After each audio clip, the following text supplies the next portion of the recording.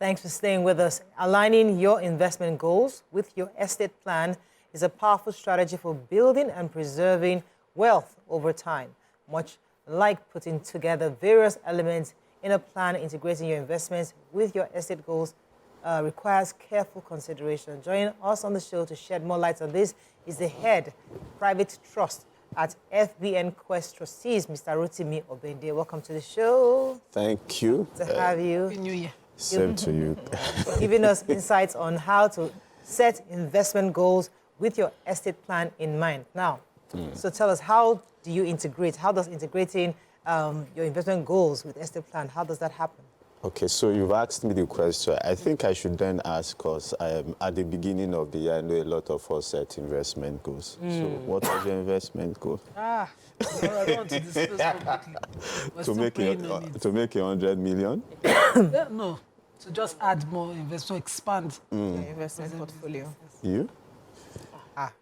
That's my everyday life. So it's my everyday message. But personally, my goal is to expand my investment portfolio, thinking in terms of the next 10 years that I will not have to work and I'll be earning what I'm earning. So I'll then ask, so I've asked them their investment goal. Let me ask us, when you were setting your investment goal, did you have your estate planning or inheritance planning goals in mind?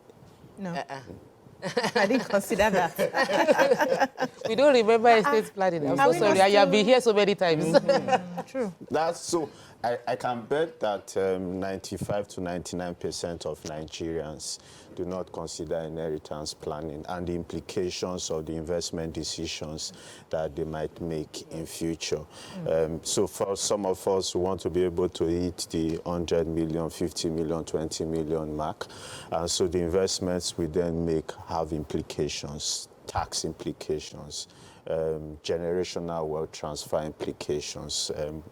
Clearly, we all are not going to live for the rest of our lives. But so as we make those investments, bear in mind that there are beneficiaries, whether we like it or not. I was discussing with my colleague earlier. You hit the 500 million mark, the 200 million mark. It's not because you will finish the money by yourself. So they are beneficiary. They might be your children. Some of us say that, no, my children are not important. Most important thing is that I've taken care of their education. Then charities are also there. So as you put those investment goals, have those investment goals built up at the beginning of the year, you also need to start thinking inheritance planning, generational wealth transfer, charities, those ones that you think so much about that you want to continue after you. It is key that these decisions does not just end in 2024, but it goes beyond the next 5 years, the next 10 years, the next 20 years. Now, what factors should individuals consider when they are determining investment goals within the context of their estate plans? What do you look out for? Okay, so your life goals are investment. They're also medical. Was it last week or about last week or so, where we heard the story of this popular actor or comedian, where his 2 kids have been charged by the police. So they might some of us make the investment goals. We want to make a lot of money. But then, what are the other factors that you should be considering? There are health concerns. Who do you want to take responsibility for decisions that would affect either your medical or your financial decisions? Wow. So, for example, this one I was talking about, I know that this person will be battling both financial health. He's also then worried about the fact that 2 of his children have been accused of fraud. And so that's an additional burden on his health issues. So as we make those investments, what factors will you also consider? It's important that you think clearly about who will take the decisions for you when your health deteriorates. There's a medical power of attorney, there's a financial power of attorney that you need to build into your overall investment plan. And it's important because, for example, we're talking about 55 million. That 55 million did not just come easily. It came through a combination of a lot of things that people did.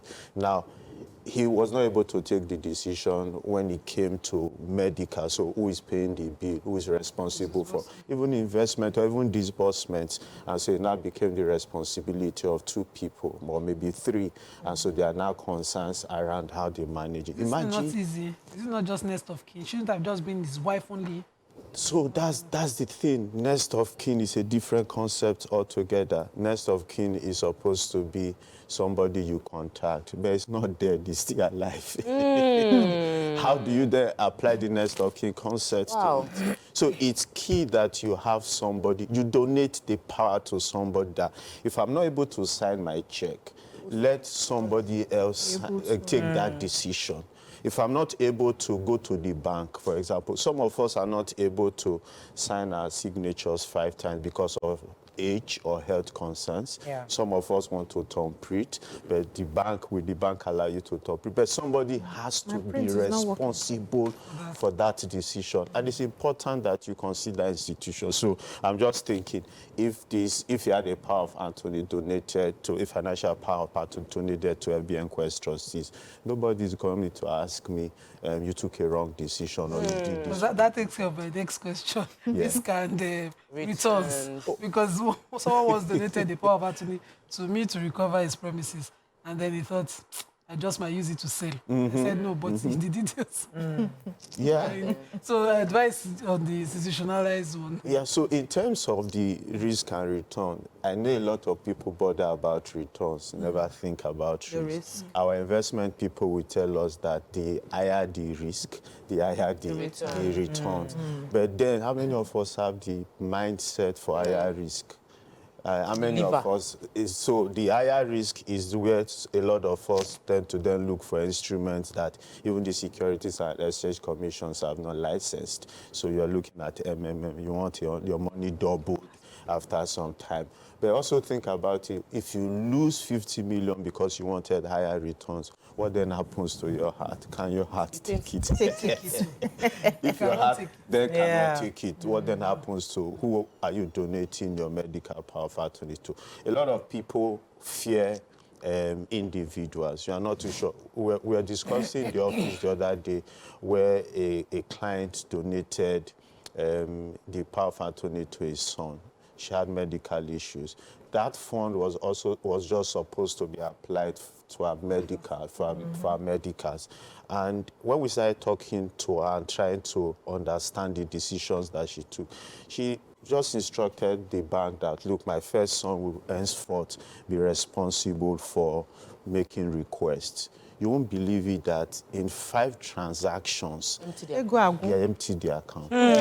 5 transactions. And I'm talking about the first son. And so when we were debating it, my colleagues were like, did he donate the power to a wrong person? I said, no.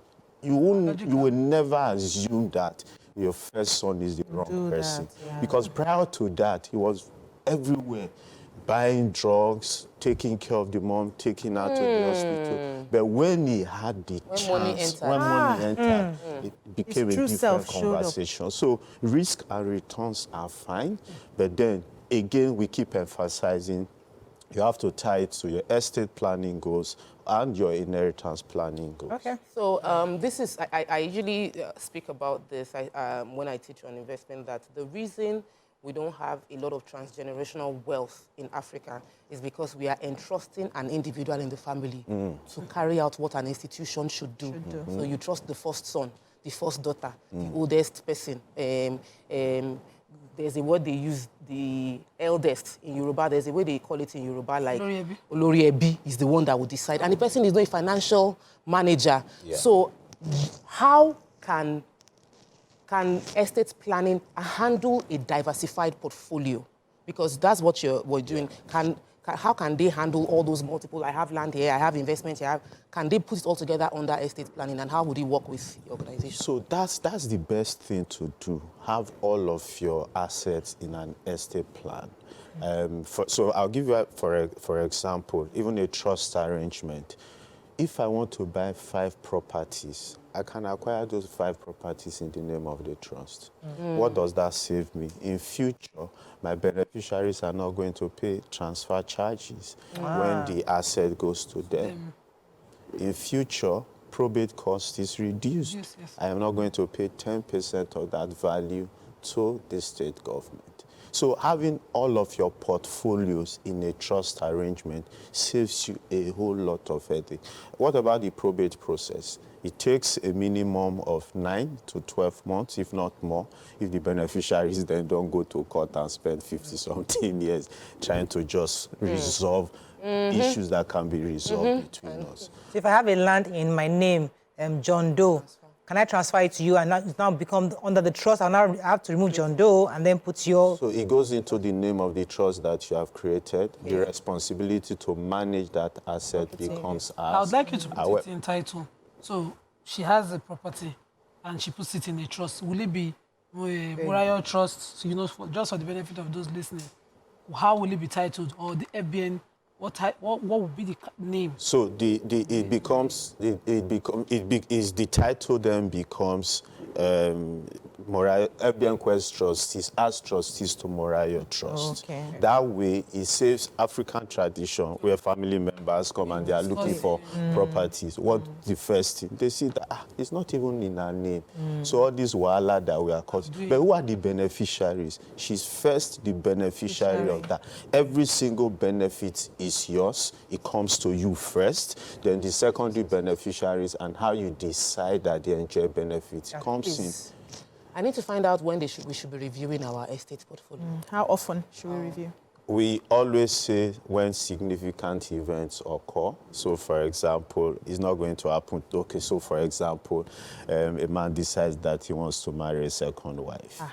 If you do not change or update your estate plan, it becomes very, very difficult for that second wife to become a beneficiary. If you change... Is it change spouse? If you divorce. If you divorce, okay. Like cloth. Yeah. But for those who are in polygamous relationships, you are married, you're the second wife. Make sure that make sure your name in the trust. Because you're the second wife, third wife. Properties. You can do, maybe you marry wife A. Properties at the time you marry. Yes. When you marry wife B, you just know. Do another one. Yeah. So instead of just doing different trust arrangements, one trust can take care of all of that. It's just updating.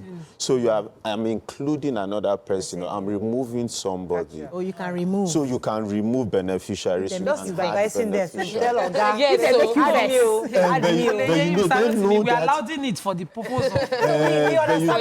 you then know that the way you start that conversation matters. Is there anything else we have to wrap up? Anything else we missed out? I'll just say that when you consider an estate plan, please remember that you need to talk to a reputable trust company. And at FBNQuest Trustees, we are there for you 100%. Okay, your numbers are on the screen, Yes, so they can reach you on those numbers. Okay, thank you so much, sir. Thank you for having me. It was a pleasure having you on the show. Let's go on a short break now. When we come back, we'll discuss insecurity. Stay with us. We'll be right back.